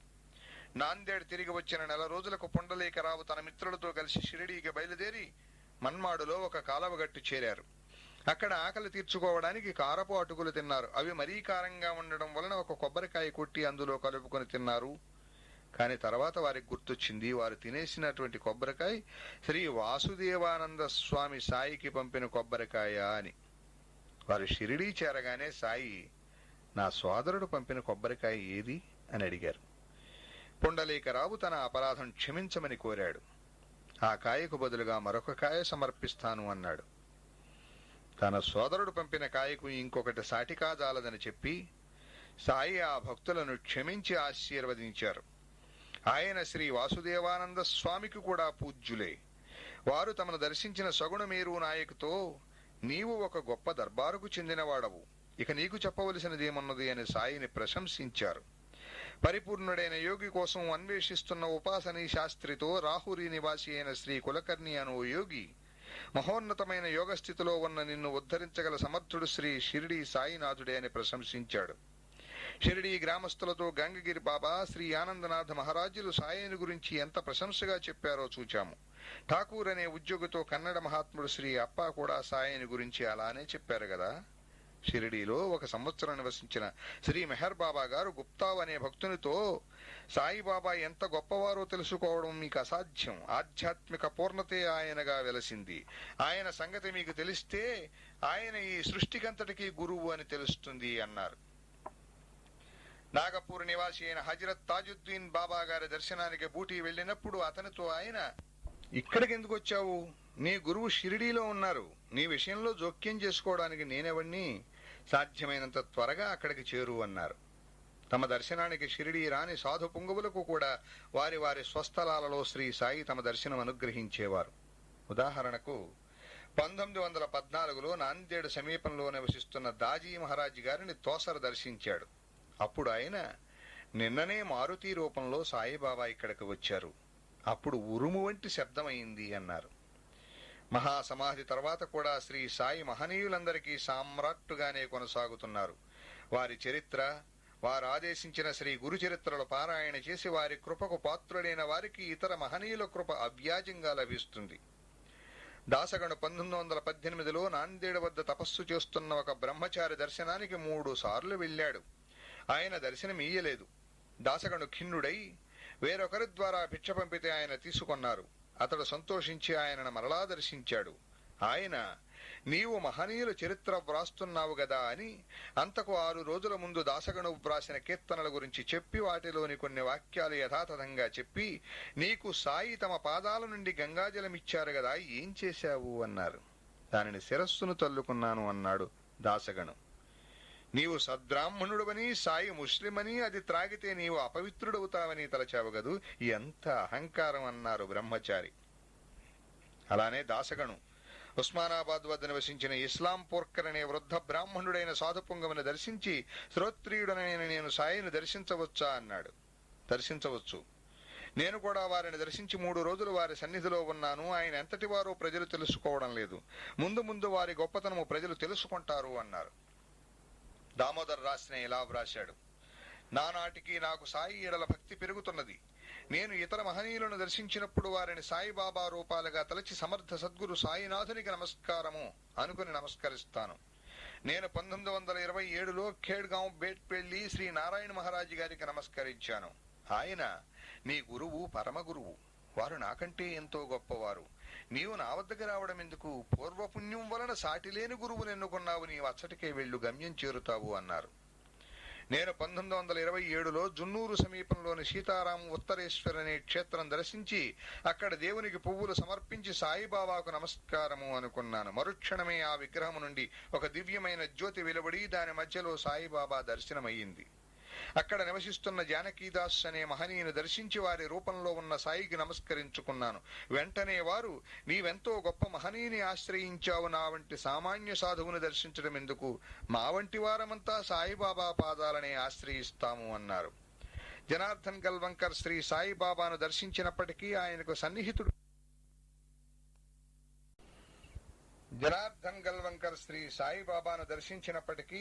సన్నిహితుడు కాలేదు. కానీ బాబా మహాసమాధి చెందాక అతనికి ఆధ్యాత్మిక జీవితం పట్ల, సాయి పట్ల భక్తి శ్రద్ధలు బలపడ్డాయి. అతడు 1921లో సకుటుంబంగా ప్రయాగ వెళ్లి అతడి భరద్వాజాశ్రమంలో కూర్చొని తనకెవరైనా మహనీయుల దర్శనము, ఆశీస్సులు లభించాలి అని బాబాను ప్రార్థించాడు. తర్వాత ఆశ్రమం విడిచి కొంత దూరం పోయాక ఆ క్షేత్ర దర్శనం చేయిస్తున్న వ్యక్తి ఒక మహనీయుని అతనికి చూపించాడు. ఆ మహనీయుడు 7 సంవత్సరాలకు ఒకసారి ప్రయాగ వస్తుంటాడని, ఎవరికి దర్శనమివ్వడని, ఎవరి నుండి దక్షిణ స్వీకరించడని అతడు చెప్పాడు. గల్వంకర్ మనస్సులో సాయిని స్మరించి ఆ మహనీయుని సమీపించాడు. ఎప్పుడూ ఎవరిని చెంతకు రాని ఇక కసిరి బెదరించి వెళ్లగొట్టే ఆ మహనీయుడెంతో ప్రేమగా చేయెత్తి ఆశీర్వదించి, రా నాయనా రా అని ఆహ్వానించారు. కుటుంబమంతా అతనికి నమస్కరించుకున్నారు. గల్వంకర్ తన జేబులోనున్న 3 అణాలు దక్షిణగా సమర్పిస్తే ఆయన ఆదరంతో స్వీకరించారు. అలాగే రేగే అను సాయి భక్తుడు హజరత్ తాజుద్దీన్ బాబా దర్శనానికి నాగపూర్ వెళ్లాడు. ఆ రోజులలో ఆయన రాజుగారి అంతఃపురంలో నివసిస్తూ ఉండడం వలన వారి దర్శనం లభించడం ఎంతో కష్టతరమయ్యేది. దానికి తోడు వేలాది జనం రాజభవనానికి ముంగిటనున్న తోటలో వారి దర్శనానికి వేచి ఉన్నారు. నాటి సాయంత్రం 4 గంటలకు రేగే రైలెక్కవలసి ఉండడం వలన మధ్యాహ్నం 3 గంటల వరకు మాత్రమే వారి దర్శనం కోసం వేచి ఉండదలిచాడు. ఆ గడువు కొద్ది నిమిషాలు ఉండగా ఒక భక్తుడొచ్చి రేగేను శ్రీ తాజుద్దీన్ బాబా ప్రత్యేకంగా రమ్మన్నారని చెప్పి దర్శనానికి తీసుకుని వెళ్లాడు.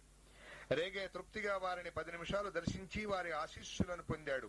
కొద్ది కాలం తర్వాత శ్రీ శీలలానాథ్ మహారాజ్ ఆ ప్రాంతానికి వచ్చారని తెలిసి రేగే వారిని కూడా దర్శించి వారిని తన ఇంటికి ఆహ్వానించాడు. ఆయన వెంటనే రేగే ఇల్లు చేరి సాయి పటానికి నమస్కరించారు. రేగే సమర్పించిన టీ కొంచెం త్రాగి కొంచెం ప్రసాదంగా అతనికిచ్చారు. వేరొకప్పుడు సాయి ఖేడా నివాసి అయిన శ్రీ కేశవానందజీని, పూణే నివాసి అయిన హజరత్ బాబా జాన్ అనే సిద్ధురాలిని కూడా దర్శించాడు రేగే. ఆ ఇద్దరు మహాత్ములు అతనిని చూస్తూనే, నీవు సాయిబాబా దర్బారుకు చెందినవాడవు అని ఎంతో ఆదరించారు.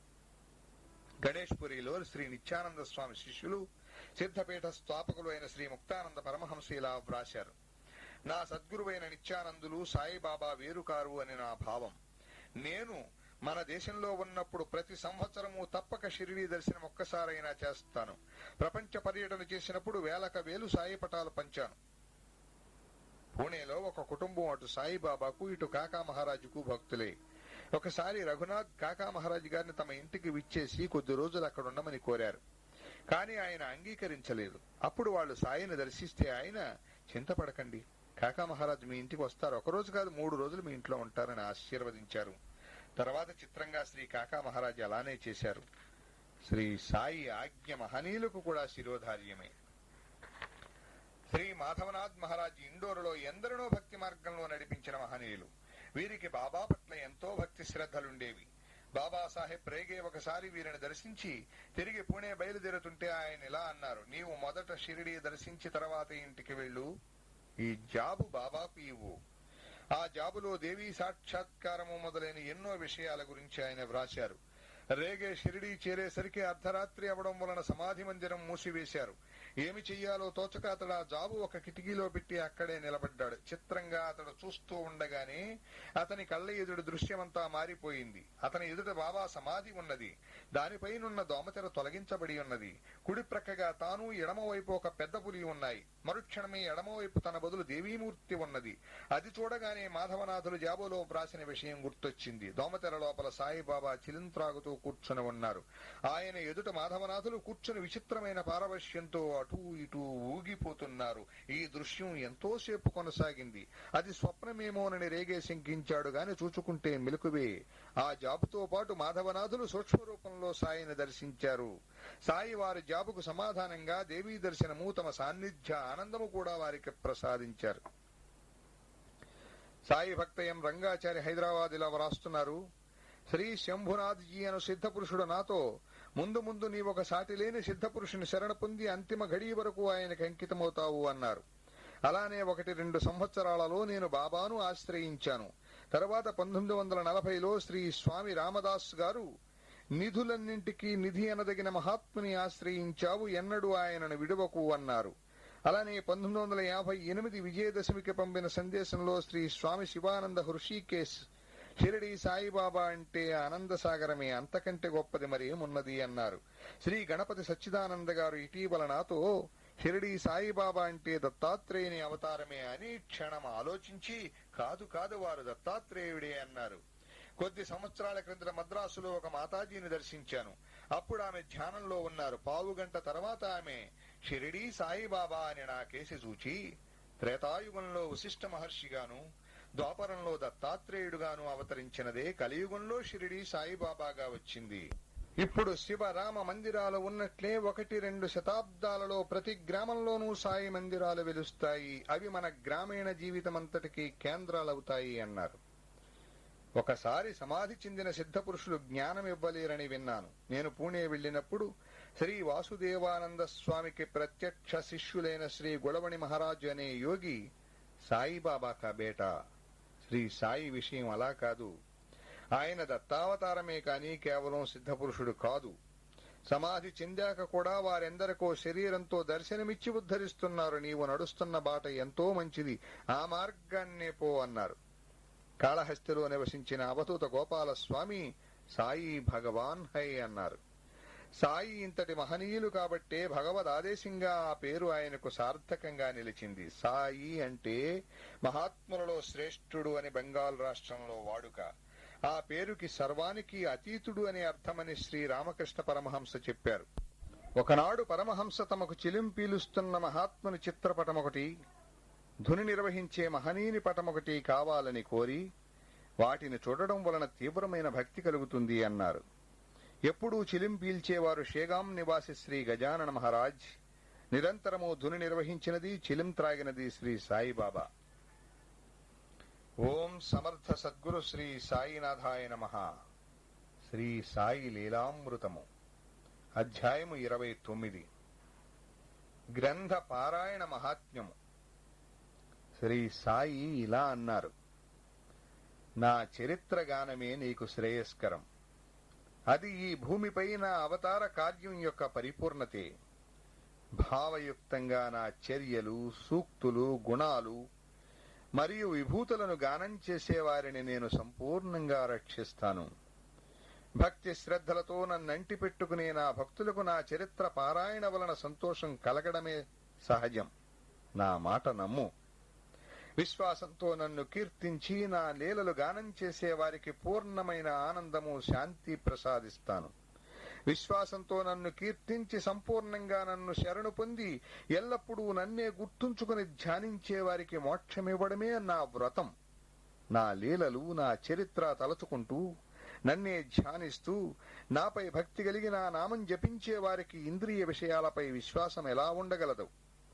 నా చరిత్ర విన్నంత మాత్రాన్నే ఎవరినైనా మృత్యుముఖం నుండి రక్షిస్తాను. అతనికి వ్యాధి నివారణ అవుతుంది. భక్తి శ్రద్ధలతో నా చరిత్ర శ్రవణం చేసి దానినే మననం చేస్తే నీకు శాంతి లభిస్తుంది. దేహాత్మభావము మరియు ద్వైత దృష్టి నశిస్తాయి. ఏకాగ్రము పూర్ణము అయిన భక్తి వలన చిత్తమంతా దివ్య శక్తి మండలమవుతుంది. చరిత్ర పారాయణకు శ్రీ సాయి ఎంతటి ప్రాధాన్యతనిచ్చారో పై వాక్యాల వల్ల మనకు తెలుస్తుంది. అంతేగాక ఈ గ్రంథ పారాయణ చేసిన వారిని శ్రీ సాయి ఎంతగా అనుగ్రహించారో కూడా ఈ క్రింది భక్తుల అనుభవాలు నిరూపిస్తున్నాయి. అది 1985 జనవరి 20వ తేదీ. శ్రీ సాయినాథుని జీవిత చరిత్రను 3 సప్తాహాలు పారాయణ చేయాలనుకుని మొదటి సప్తాహం పూర్తి చేసి బాబాకు నైవేద్యం పెట్టి హారతిచ్చి ₹2.25 సమర్పించుకున్నాను. ద్వితీయ సప్తాహము ప్రారంభిస్తూ శ్రీ సాయిబాబా, నీవు నా పూజ పారాయణలతో నిజంగా సంతృప్తుడవైతే నాకు ఈ రోజు నీ నుండి నిదర్శనం రావాలి అని ప్రార్థించాను. ఆ రోజు రాత్రి 7:30 గంటల ప్రాంతంలో మా అబ్బాయి పరిగెత్తుతూ నా దగ్గరికి వచ్చి, శ్రీ సాయి మన ఇంటికి వచ్చారు. 7 గంటల ప్రాంతంలో సాయి వలే తలకట్టు వేషంతో వచ్చి మీ పేరు పెట్టి పిలిచి అమ్మను ఉన్నారా అని అడిగారు. నేను మీరు ఇంకా రాలేదని చెప్పాను. ఆయన నా కేసు చూసి, రాసీను బాబు ఎందుకు భయం అన్నారు. నా పేరు మీకెలా తెలుసు అంటే, నాకు నీ పేరు మీ నాన్న పేరు కూడా తెలుసు అన్నారు. అమ్మతో, నేను యాత్రకు వెళుతున్నాను, మీ వారు పూజ చేసి బాబా పటం వద్ద పెట్టిన దక్షిణ ₹2 తీసుకురా అన్నారు. తెచ్చిస్తే తీసుకుని, నన్ను ఎందుకు ఎప్పుడు నిందిస్తుంటావు, మీ వారు రాగానే నేను వచ్చి వెళ్ళానని చెప్పు అన్నారు.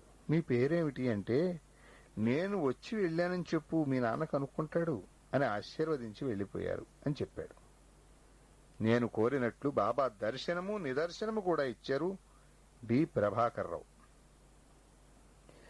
మీ వద్ద నుండి శ్రీ సాయి లీలామృతము తెప్పించుకుని పారాయణ పూర్తి చేసేసరికి ఉద్యోగంలో సమస్యలు సులభంగా విడిపోయాయి. రద్దు కాబోయిన ఉత్తర్వులు నాకు అనుకూలమైనవి నిలిచాయి. అన్నిటా నాకు విజయమే లభిస్తోంది. ఇంట్లో అందరము సాయి భక్తులమై సాయి చరిత్ర నిత్య పారాయణ చేస్తున్నాము. వి శివరామయ్య, నెల్లూరు. శ్రీ భరద్వాజ్ గారు రాసిన శ్రీ సాయి లీలామృతము పూర్తిగా చదివే లోపల మనస్సు ఎంతో ప్రశాంతమైంది. తెలుగులో ఇంతవరకు ఇటువంటి పుస్తకం వెలువడలేదు. ఎం చౌడప్ప, సోమలాపురం. నాకు ఫిబ్రవరి 5, 1981 గురువారం రాత్రి కల వచ్చింది. నేను షిరిడీ వెళ్లాను. తెల్లని కఫ్నీ ధరించి పద్మాసనంలో బాబా ఒక పంచలో కూర్చొని ఉన్నారు. వారి వెనుక ధుని ఉన్నది. నేను దక్షిణ ఇవ్వడానికి జేబులో చేయి పెట్టుకుంటే 25 పైసల నాణెం వచ్చింది. 10 పైసల నాణెం కోసం మరలా జేబులో చేయి పెట్టుకుంటే మరలా 25 పైసల నాణెమే వచ్చింది. దానిని దుని దగ్గర ఉంచగానే బాబా, షికారికి వెళదామరా అని చుట్టూరా కొంత ప్రహరీ కొంత కంచె గల ఒక తోటలోకి తీసుకెళ్లారు. అక్కడ కొంచెం సంభాషణ జరిగాక నేను శ్రీసాయి లీలామృతం పారాయణ చేయవచ్చా అన్నాను. ఆయన చెయ్యమన్నట్లుగా తల ఊపారు. మరుక్షణమే వారి గుడ్డలు కాషాయ రంగులోకి మారాయి. నాకు మెలకువ వచ్చింది. అప్పుడు గుర్తొచ్చింది, శ్రీ సాయి లీలామృతంలో 25 పేజీలు మాత్రమే చదివి అనివార్య కారణాల వల్ల ఆపివేశాను. తర్వాత సంగతే మర్చిపోయాను. ఈ గ్రంథ పారాయణ చేస్తే షిరిడీలో బాబాకు దక్షిణ సమర్పించినట్లవుతుంది అని తెలుసుకున్నాను. కె శ్రీనివాసరావు, అల్లూరు. కామేశ్వరమ్మ, ఒంగోలు. తమకు తెలిసిన వారి నుండి శ్రీ సాయి లీలామృతం తీసుకుని శ్రద్ధగా పారాయణ చేసింది. కొంతకాలంగా ఆమెకు మూర్ఛవ్యాధి, వెన్నులో నొప్పి వచ్చి ఏ చికిత్సకు తగ్గలేదు. అది తగ్గించమని బాబాను ప్రార్థించి పారాయణ చేస్తూ ఉండగా ఒకనాటి రాత్రి శ్రీ సాయి డాక్టర్ వలె స్వప్న దర్శనమిచ్చి ఇంజెక్షన్ చేశారు. ఆ నొప్పికి మెలకువ వచ్చి చూస్తే ఇంజెక్షన్ చేసిన గుర్తు స్పష్టంగా కనిపించింది. అంతటితో ఆ వ్యాధి తగ్గిపోయింది. ఆమె మరింత భక్తితో పారాయణ చేస్తుంటే ధ్యానానికి కూర్చోగానే షిరిడీలో సాయికి ఎదురుగా కూర్చున్నట్లు భావోద్రేకం కలిగి బాహ్యస్మృతి లేకుండా 5-6 గంటల సేపు అలా కూర్చుండిపోయేది. ఆమెకు ఇంకెన్నో దివ్య అనుభవాలు కలుగుతూ ఉండేవి. ఉదాహరణకు 3/9/1968 రాత్రి ఆమెకు కలలో ఎవరో పాముల వాళ్ళిద్దరు వాకిట్లో నిలబడి బెదిరిస్తున్నారు. ఇంతలో తెల్లని దుస్తులు ధరించిన ఎదురింటి ముస్లింల అబ్బాయి వచ్చి వాళ్ళను ఉర్దూలో తిట్టి తరిమేశాడు. మర్నాడు గురువారం సాయంత్రం ఆ అబ్బాయి వాళ్ళ ఇంటికి వస్తే ఆ కల సంగతి చెప్పారు. సాయియే అలా దర్శనమిచ్చి ఆపద నివారించి ఉంటారని అతడన్నాడు. నాటి రాత్రి ఆమెకు కలలో ఒక దున్నపోతూ భీకరులైన 4 నల్లటి మనుష్యులు కనిపించి ఆమె మెడకు తాడు కట్టి లాగుతున్నారు. ఆమె భయంతో కేక వేసి నిద్ర లేచింది. మరలా నిద్ర పట్టాక మరలా ఆ 4 ఆమె మంచం చుట్టూ తిరుగుతున్నట్లు కలొచ్చింది. అంతలో తెల్లని వస్త్రాలు ధరించిన వేరొకరు వాళ్లను తిట్టి వెళ్లగొట్టారు. ఆమెకు మెలకువ వచ్చి మంచం దిగబోతే ఎడమకాలు క్రింద మెత్తగా ఏదో తగిలింది. కాలు ప్రక్కకు తీసేలోగా ఒక త్రాచుపాము పడగ విప్పి బుసకొట్టి ఆమె కాలుపై కాటు వేసి చెరచెరా వెళ్లిపోయింది. కొద్దిసేపట్లో ఆమె శరీరం చల్లబడి చెమటల బట్టి గుండెలు బరువెక్కాయి. కొందరు పరుగున పోయి పాముల నరసయ్యకు ఫోను చేశారు.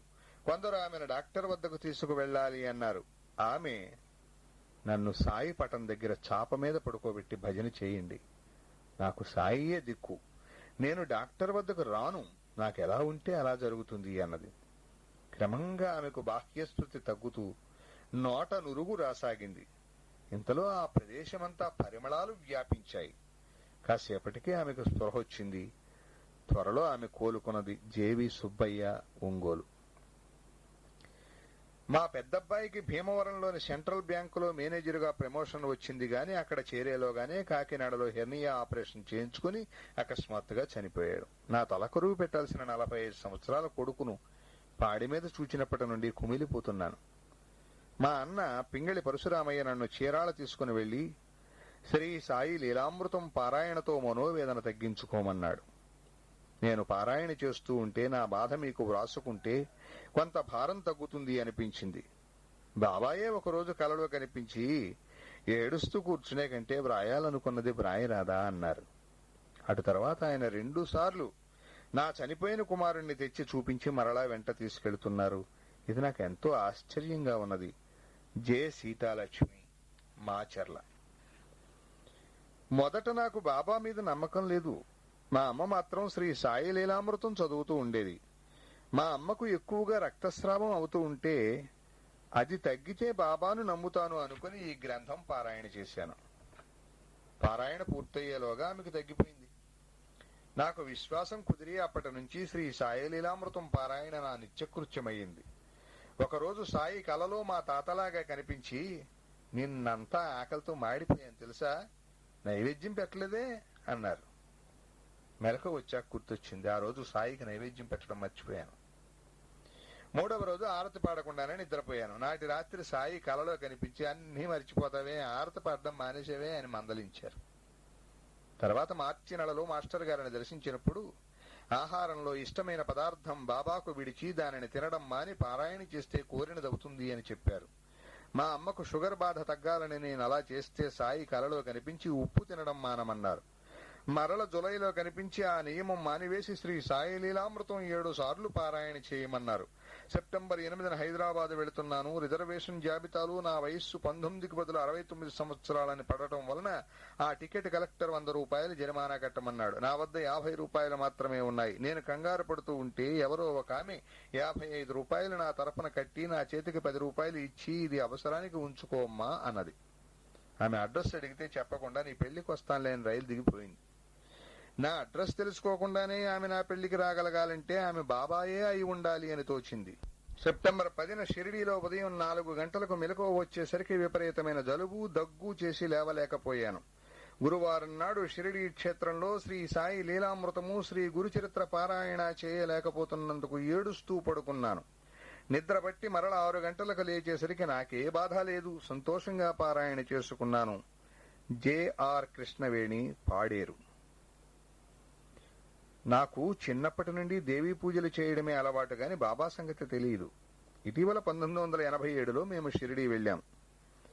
నేను సాయిని బాలగా సాక్షాత్కారం కావాలని కోరాను. నాటి సాయంకాలం భజనకు ముందు బాబా అలా దర్శనమిచ్చారు. అయినా నాకు బాల సాయి ఒక్కరేనా అనే సందేహం వచ్చింది. ఇంతలో ఎవరో ముసలాయన వచ్చి, ద్వారకామాయి అంటే ఏమనుకున్నావు? మాయి అంటే అమ్మ అని అర్థం. సాయి, గాయత్రి, బాల అందరూ ఒక్కటే, ఇది కూడా శక్తిపీఠమే అన్నారు. తర్వాత మాకు లెండిలో అయోధ్య గారు కనిపించి ఒక వస్త్రం ఇచ్చి, ఇది మీకని మాయి ఇచ్చింది అని చెప్పి వెళ్లిపోయారు. తర్వాత మాస్టర్ గారిని కలిసినప్పుడు ఆయన ధ్యానం చేసేటప్పుడు ఆ వస్త్రం కప్పుకుంటే ఏకాగ్రత కుదురుతుంది అని చెప్పారు. నాకు 70 సంవత్సరాల మా అమ్మకు కూడా ఇలాంటి ఫలితం కనిపిస్తున్నది. తర్వాత కొంతకాలానికి నేను కోరుకున్నట్లు నాకు బదిలీ అయ్యింది గాని నాకు రిలీవర్ ఎవరూ దొరకలేదు. బాధగా సాయిని ప్రార్థిస్తే నాటి రాత్రి కలలో ఎవరో గాని 3 సార్లు గురుచరిత్ర పారాయణ చేయి అని చెప్పారు. సరిగ్గా ఆ పారాయణ పూర్తయ్యేసరికి రిలీవర్ రావడము, నేను రిలీవ్ అవడము జరిగింది. జె. విశ్వేశ్వరరావు, పాడేరు. మా ఊళ్ళో ఒక ఆయనకు సంతానం కలగకపోయేసరికి 2వ వివాహం చేసుకోవాలనుకుంటూ ఉంటే ఆయన భార్య కలత చెంది తన జీవితం అంతం చేసుకోవాలి అనుకుంటున్నది. అప్పుడు నేను పారాయణ చేసుకునే శ్రీ సాయి లీలామృతము ప్రతి ఆమెకిచ్చాను. ఆమె శ్రద్ధగా పారాయణ చేస్తుంటే ఆమెకు 2 మగపిల్లలు కలిగారు. వాళ్లకు పెద్ద సాయిబాబు, చిన్న సాయిబాబు అని పేర్లు పెట్టుకుని సాయిని కొలుస్తున్నారు. అలాగే కృష్ణారెడ్డి దంపతులకు ఉద్యోగం లేక బాధపడుతుంటే ఈ గ్రంథమే ఇచ్చాను. అది పారాయణ చేశాక వారికి టీచర్ ఉద్యోగం వచ్చింది. మొవ్వ రంగయ్య, గన్నవరం. నేను భగవద్గీత, శ్రీ రాఘవేంద్ర స్వామి స్తోత్రాలు పారాయణ చేస్తుండేవాడిని గాని మా అమ్మాయి చెప్పిన బాబా చరిత్ర చదవాలి అనిపించేది కాదు. 6 సంవత్సరాల క్రిందట ఎలాగో శ్రీ సాయి లీలామృతం ఒక్కసారి పూర్తి చేశాను. నాటి రాత్రి కలలో ఎవరో నాతో గదాధరుని అంటే శ్రీరామకృష్ణ పరమహంస చరిత్ర చదవమని చెప్పారు. మరోరోజు మా అమ్మాయి వాళ్ళింటికి వెళితే వాళ్ళు అప్పుడే శ్రీ పరమహంస చరిత్ర చదివామని, చాలా బాగుందని నన్ను చదవమని చెప్పారు. అది బాబా లీల అని గుర్తించాను. అప్పటి నుండి మాకు ఎన్నెన్నో సాయి లీలలు అనుభవం అవుతూ ఉన్నాయి. అరణి హనుమంతరావు, విజయవాడ. నేను 1979లో శ్రీ సాయిబాబా జీవిత చరిత్ర చదివినప్పటి నుండి నా బ్రతుకుకు అర్థమంటూ ఏర్పడి నా మాట, బుద్ధి, ప్రవర్తనలు ఎంతగానో సంస్కరించబడ్డాయి. ఆ గ్రంథ పారాయణ వలన ఒక అనిర్వచనీయమైన అనుభూతి కలుగుతున్నది. అదే నా చేత షిరిడీ దర్శనం కూడా చేయించింది. ఎం. విజయ్ కుమార్, ఏలూరు.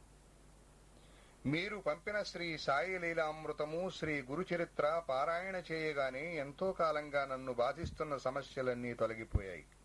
మా చిన్నాన్న అబ్బాయి గారికి ఇంతకు ముందే ఎన్నో ఆపరేషన్లు జరిగాయి. ఇటీవల ఒకరోజు వాడికి 40 వాంతులు, 40 సార్లు బేదులై స్పృహలేని స్థితిలో వేలూరు ఆసుపత్రిలో చేర్పించారు. డాక్టర్లు ఆశ లేదు అని చెప్పారు. నేను బాబాను ప్రార్థించమని అతని అక్కతో చెప్పాను. ఆ రాత్రి ఆ పిల్లవాడికి విభూతి పెట్టమని నేను మా పిన్నమ్మతో చెబుతున్నట్లు కల వచ్చింది. ఆ వెంటనే అతడు పూర్తిగా కోలుకున్నాడు. ఎం. మనోరమ, బండ్లవల్లి. నాకు 1983లో కడుపు నొప్పి, పొత్తి కడుపులో ఏదో తిరుగుతున్నట్లుగా ఉండి ఎంతో బాధపడేదాన్ని. డాక్టర్లు ఆపరేషన్ ఒక్కటే మార్గమని, కానీ ఆపరేషన్ చేసినా నేను బ్రతకడం అనుమానాస్పదమేనని, ఆపరేషన్కు మద్రాసు వెళ్లాలని చెప్పారు. ఒకరోజు మా పెద్దబ్బాయి బాబా గుడికి వెళ్లినప్పుడు అచ్చటి వారు చదువుతున్న బాబా లీలలు వినివచ్చి బాబానే ప్రార్థించుకోమన్నాడు. ఎందరికి మొక్కినా లాభం లేనిది బాబా వల్ల మాత్రం ఏమవుతుందిలే అనుకున్నాను. నాటి రాత్రి డిసెంబర్ 25, 1984 నాకు కలలో బాబా డాక్టర్ వేషంలో కనిపించారు. ఆయన ప్రక్కనే పెద్ద బొట్టు పెట్టుకున్న ఒక లేడీ డాక్టర్ పసుపు పచ్చని చీర కట్టుకుని ఉన్నారు. ఆమె నన్ను బల్ల మీద పడుకోబెట్టి నా పొట్ట పరీక్ష చేసి నీకేమి ఇష్టము అని అడిగింది. నాకు పప్పు దినుసులు ఇష్టమని చెప్పాను. అందువల్లనే నీకీ బాధ అన్నదామె. ఇంతలోనే ఆ డాక్టర్ టెన్నిస్ బంతి కంటే పెద్ద ప్రమాణంలో ఉన్న గడ్డను తీసి చూపి, ఇది తొలగించాను, నీకింక బాధ ఉండదు, రేపు కొద్దిగా నొప్పి ఉంటుంది, ఎల్లుండి అన్నం తిను అని చెప్పారు. నాకు మెలకువ వచ్చి చూస్తే టైము 5 గంటలయ్యింది. నా పొట్ట మీద పొడుగాటి చార కనిపించింది. మరుసటి రోజు రాత్రి ఆ డాక్టర్ కనిపించి రేపు చారన్నం తిను అన్నారు. ఆ రోజు నుండి నాకు ఆ నొప్పి లేదు, వాంతి లేదు. ముత్తరాజు వెంకట సౌభాగ్యలక్ష్మి, ఒంగోలు. శ్రీ సాయి లీలామృతము, శ్రీ గురుచరిత్ర పారాయణ చేస్తున్నప్పటి నుండి జటిలమైన సమస్యలెన్నో పరిష్కారమై మనస్సుకు ఎంతో హాయిగా ఉన్నది. ఈ మధ్య మా సంస్థలో ఒక ఉన్నతాధికారి చేసిన అనుచితమైన నిర్ణయం వలన నాకు 1200 రూపాయల నష్టమొచ్చే ప్రమాదం ఏర్పడింది. ఆ నిర్ణయం అనుచితమని ఎంత వివరించినా ఆయన తన నిర్ణయం మార్చుకునే ప్రశ్నే లేదన్నారు. ఈ విషయమై నేను పారాయణ చేస్తూ ఉండగా ఆయన పదవీ విరమణ చేయబోతున్నారని తెలిసింది. నేను ఈ శ్రీ గురు చరిత్రలో మహిమ ఉంటే ఆయన తన నిర్ణయాన్ని మార్చుకోవాలని దత్తస్వామికి చెప్పుకొని శ్రీ గురు చరిత్ర ఒక ప్రతి ఆయనకు కానుకగా పోస్టులో పంపాను. ఆయన వెంటనే అది చదివారు కాబోలు. అదెంతో మహిమగల గ్రంథమని, ఎంతో మంచి పుస్తకం పంపానని, తన నిర్ణయం ఉపసంహరించుకుంటున్నామని ఆయన జాబు రాశారు. ఈ గ్రంథం చేరినంతనే ఒక వ్యక్తిలో అంత మార్పు వచ్చింది అంటే 108 సార్లు పారాయణ చేసిన వారిలో ఎంతటి మార్పు వచ్చి ఉండాలి. అందుకే భరద్వాజ మాస్టర్ గారు ప్రతివారితోనూ శ్రీ గురుచరిత్ర కూడా నిత్యపారాయణ చేయమని చెబుతూ ఉంటారు. బి కేశవరావు, విశాఖపట్నం. చిన్నప్పుడు మా పుట్టింట్లో బాబాను పూజించుకునేవాళ్లం. పెళ్లి అయ్యాక అందుకు అవకాశమే లేకుండా పోయింది. మానసికంగా కూడా నేను ఎంతో బాధపడ్డాను. ఒకరోజు పుస్తకం బైండ్ చేసి పెట్టమని ఎవరో శ్రీ సాయి లీలామృతము తెచ్చి ఇచ్చారు. అప్పుడు కొద్ది పేజీలు చదివే అవకాశం వచ్చింది. తర్వాత తెలిసిన వారి ద్వారా ఆ పుస్తకం తెప్పించుకుని 3 సార్లు పారాయణ చేసి విభూతి వేసిన తీర్థం అందరము తీసుకున్నాము. అంతటితో మా ఇంటిలోని వాళ్లు మారిపోయి బాబాను పూజించుకోవడానికి ఎంతో ప్రోత్సాహమిస్తున్నారు. ఆ పారాయణ ముగిసిన రోజున నేను మా వీధిలో వెడుతుంటే ఒక కుక్క నా కాలు పట్టుకుంది. అది ఎందరినో కరిచింది కూడా.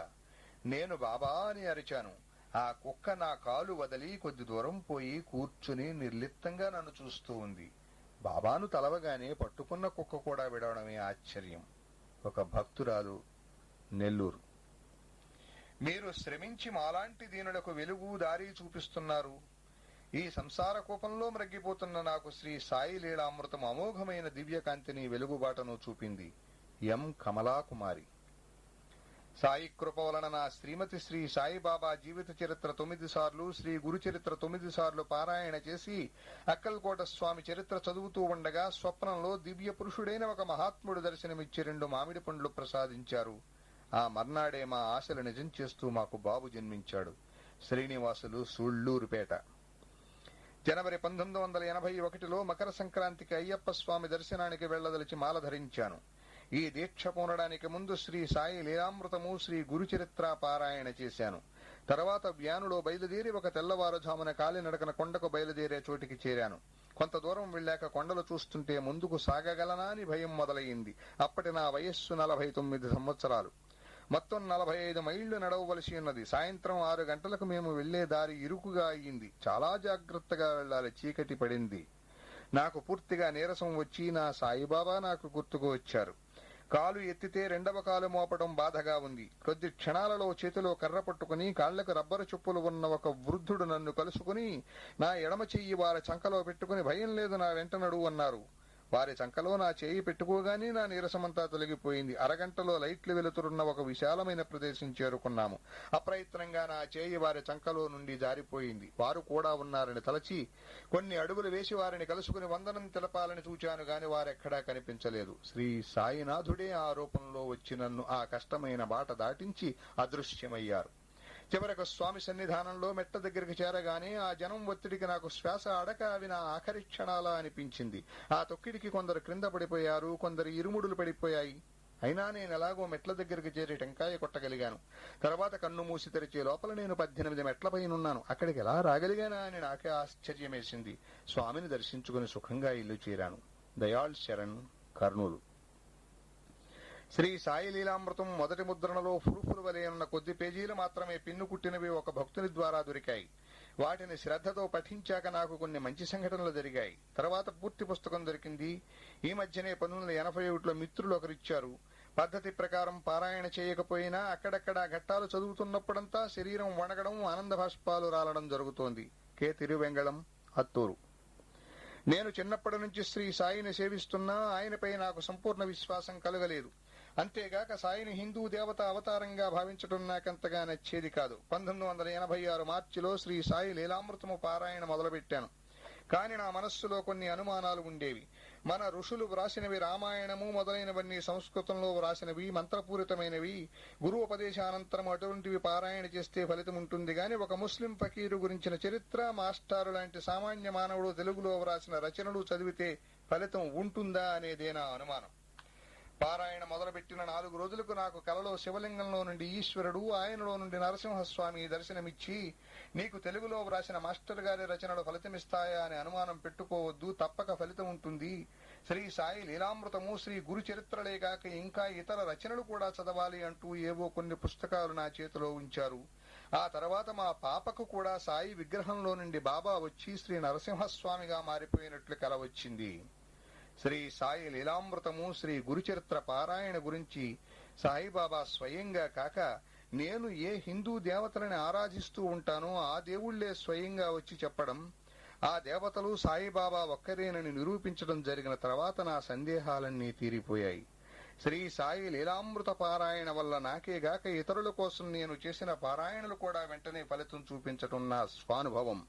త్రికూటం నటరాజ్ బాబా, కర్నూలు. ఓం సమర్థ సద్గురు శ్రీ సాయినాథాయ నమః. 29వ అధ్యాయంతో శ్రీ సాయి లీలామృతం బుధవారం పారాయణ సమాప్తం. रहम नजर करो अब मोरे साई, तुम बिन नहीं मुझे माँ बाप भाई। रहम नजर करो। मैं अंधा हूँ बंदा तुम्हारा, मैं अंधा हूँ बंदा तुम्हारा। मैं ना जानू, मैं ना जानू, मैं ना जानू अल्लाह इलाही। रहम नजर करो, रहम नजर करो अब मोरे साई, तुम बिन नहीं मुझे माँ बाप भाई। रहम नजर करो। खाली जमाना मैंने गमाया, खाली जमाना मैंने गमाया।